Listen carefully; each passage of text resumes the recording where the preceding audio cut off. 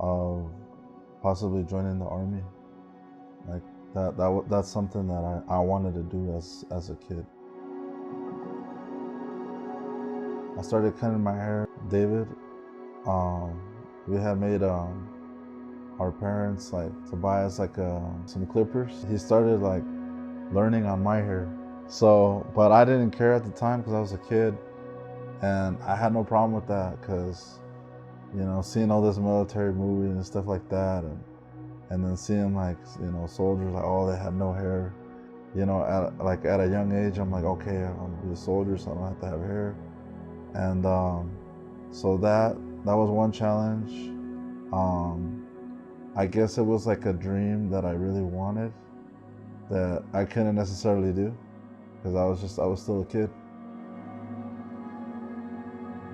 I remember I saw a recruiter, and then when they would call the house, my mom, you know, she would answer the phone and said I didn't live there.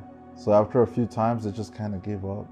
You know, I think she was scared that something bad would happen to me, or even some parents, sometimes their kids die. It's like a pain that doesn't like fully go away.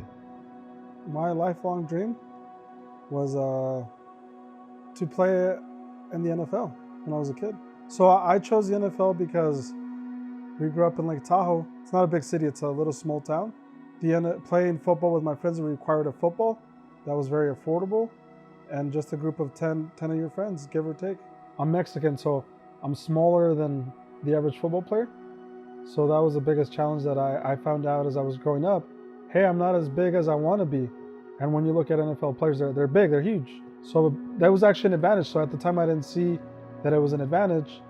I saw it as a disadvantage, but that's the thing about life, that your disadvantage could be an advantage in life. So I had three best friends, and all three of them, they didn't have a dad, all three of them. I look back at that, and I'm grateful to have you know, both my parents together. But I realized that as I got older, wow, my three best friends didn't have a dad. Those three best friends that I had, one of them is deported, the other one owns a business here in Reno, and the other one was in jail for a little bit, but he still lives in Lake Tahoe. I would say I didn't fail at my dream. For me, the NFL goal became like I got put on the side burner. It wasn't the priority anymore. I went to school because I liked the girls in school, and girls were my biggest distraction in school. So I guess you could say the NFL got blurry as I got older, and girls became, at that time when I was younger, girls became my distraction. What advice would I give to others if they wanted to achieve a dream of theirs? I have faith in God, and everything that I do, you know, I ask for help. You know, I ask for help, and sometimes dreams change, and there's new dreams that you want to achieve. Figure out what motivates you. Find out in life what motivates you. Are you happy with what you're doing? Is this really, and long term, am I going to be happy in 10 years? I know the army thing didn't work out for me, but that was something I thought of as a kid. Because what matters at the end is for your happiness.